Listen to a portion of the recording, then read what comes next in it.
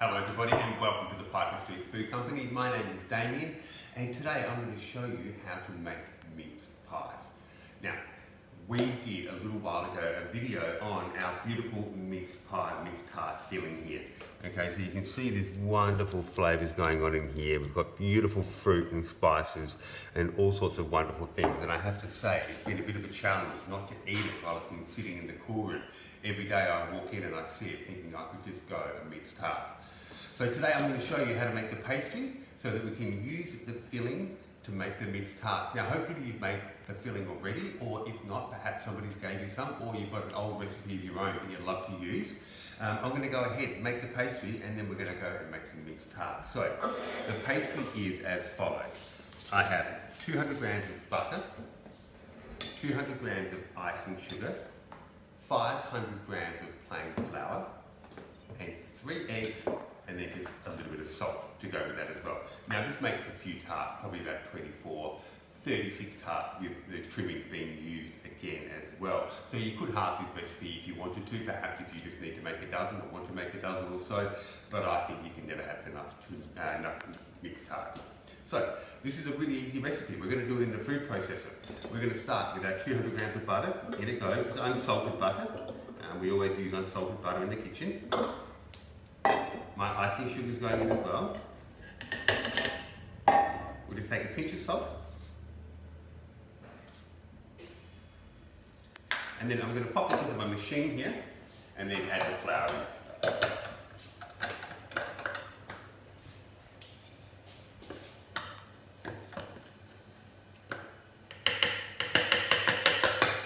This can be done by hand, this recipe, but if you have a food processor, it happens in a matter of seconds. Okay, the eggs are kept out at the moment. So like I said, we've got the flour, we've got the sugar, we've got the butter, and we've got the salt in there. A little bit of noise.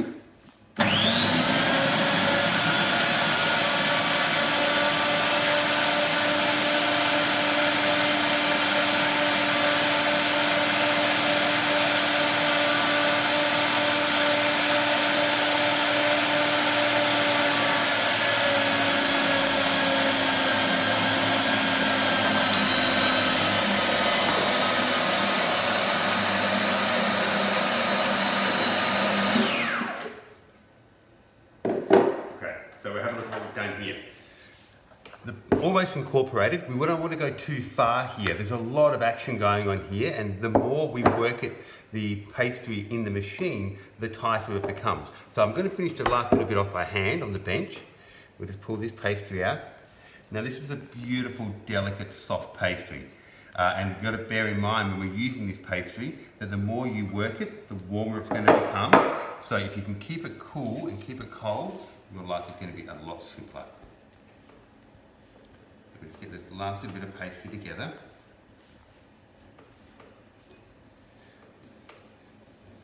Wonderful and short, and the reason for that is that there's no water in this recipe. It's just the eggs that are binding the flour and the butter and the sugar together.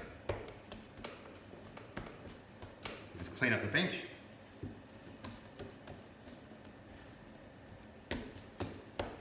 And this is our pastry. And as you can see already, it is a very soft pastry. So what we're going to do now is I'm going to divide it into two.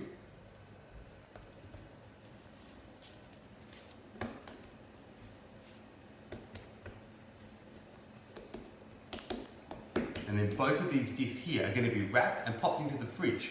They're going to sit in the fridge for about an hour or so for two reasons. One, it's going to allow the flour and the pastry to rest, which will help avoid the contraction or the pastry from shrinking. But two, it's also going to firm the butter up again, which is going to make our life so much easier when we're working with it. You know, the butter in our hand starts to get really soft really quickly, and this pastry, because of its shortness, can be a very delicate thing to work with.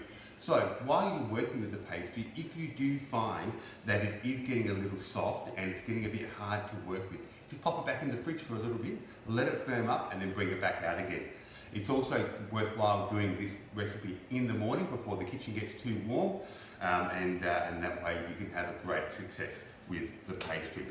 Okay, so there's our pastry there, beautiful and soft and delicate. I'm just going to pop that aside, and here's some pastry that was made previously and has been rolled out. Okay, so you can see here, nice and thin. We've rolled this pastry out to about 2 mil thick, so very thin, and that way we can get a generous amount of fruit into our tarts. I've already lined a few tins over here, but I'm going to take this one here now as well.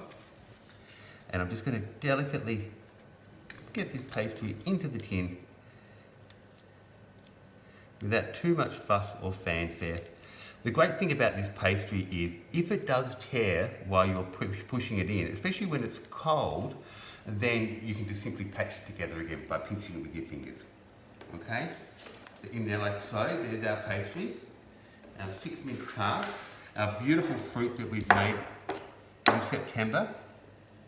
We'll start to fill those out as little or as much as you like. It might have been a bit short on that one there. Let's just make that a little more generous.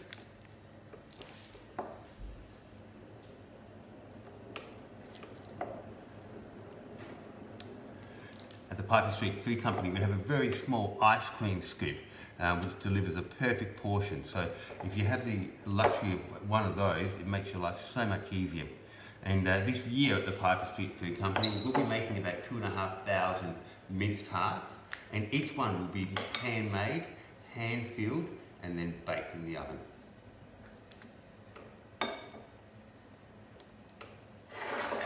In there like so. And for us at the Piper Street Food Company, we use a fluted cutter, and we just cut a beautiful little disc to sit on top.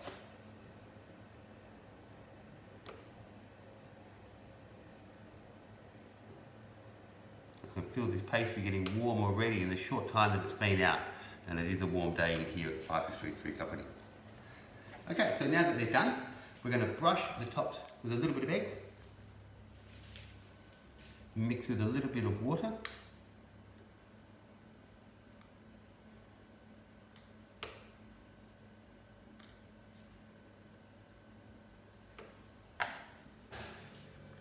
And then we're going to take some demerara sugar and sprinkle it on top.